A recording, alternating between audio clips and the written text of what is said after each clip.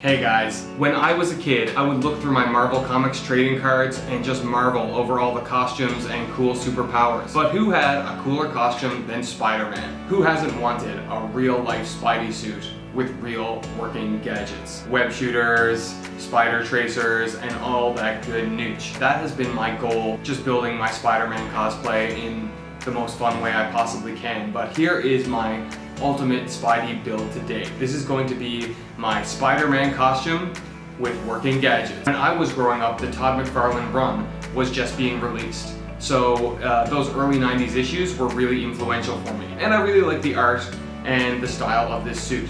There's another reason I'm going with the McFarlane suit. I might build a Stark Tech kind of suit later with LEDs and more advanced gadgetry, but I wanted to do a kind of lo-fi, low-tech suit like the original OG Spider-Man that I remember from the comic books. So here's the gadgets I'll be putting in my suit. Spider trackers or spider tracers, the little tracing device that Spider-Man would use in the comic books and in the cartoon show.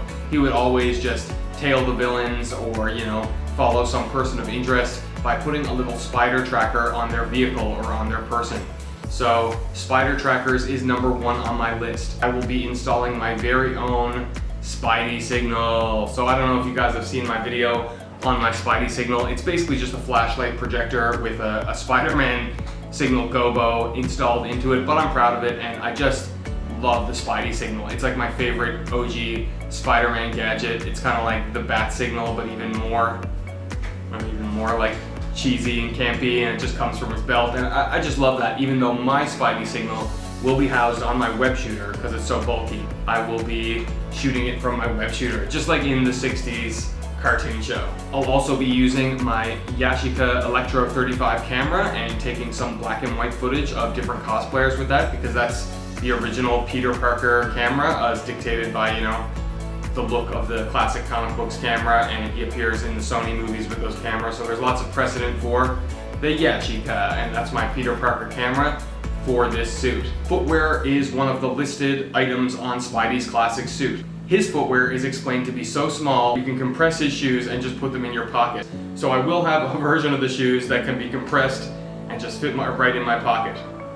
But the actual shoes that I'm going to have installed into this suit are river shoes or wet shoes. I think it's the best kind of footwear to be installed in a Lycra hero costume.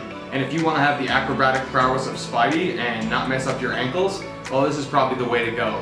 So if you want more information about footwear and you're wondering what's best for you, then please check out my video on the best possible Spidey footwear. If you want to have mobility and vision in your Spidey costume, go for fog-free lenses. The Todd McFarlane lenses are so big, they give me like the ultimate vision versus my fog-free MCU lenses, which are still a little, compared to the big honkin' McFarlane lenses. Grip. Now, the grip is just Lycra spandex, which slips off everything. It's the exact polar opposite of Spidey's grip. So what I've done is puff paint my entire suit. That gives a sticky quality to the whole suit, and it really helps the grip of the hands, whether you're doing acrobatics or breakdancing or just a little bit of posing. And one added benefit to puff painting your suit is you can use your cell phone or touchscreen with that. If you have a Lycra spandex suit on, it can be super frustrating trying to use a touchscreen, and good luck taking it off just to make a phone call or answer a text. So puff painting just the fingertips of your cosplay is like a sick cosplay hack.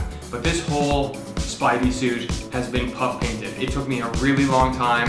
This was probably the biggest undergoing in this build. I'm just so happy with it. I have some videos up on puff painting your suit if you want to do your own puff paint job, and I'm going to put more videos up soon because it's a lot of fun puff painting suits. This one was a big job and it paid off a lot because, like I said, it makes the hands more sticky like the real Spider-Man. And even though I won't be climbing any flat-faced buildings with it anytime soon, it definitely ups my parkour game and adds some of that real-life Spidey quality.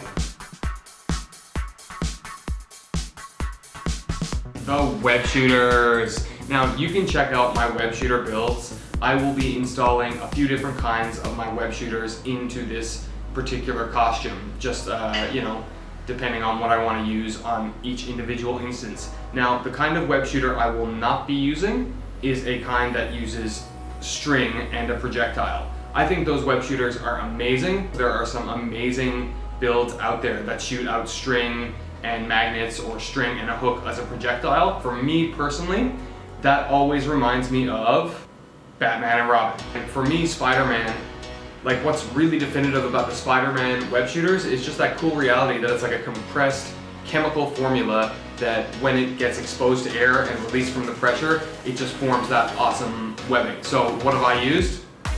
Silly string. And silly string can be a bit of messing around. Sometimes if you have a great Spider-Man web shooter, it might not fit your particular can of silly string. So I have videos up on how to mod your web shooter nozzles or your Spider-Man web shooter toy so you can fit any can of silly string. And I also have a super simple silly string web shooter build. So anyway, those are all the gadgets I'm just gonna crunk right into my costume, and the costume is almost done. I'm sewing the footwear in now and just installing everything. And the last Spidey gadget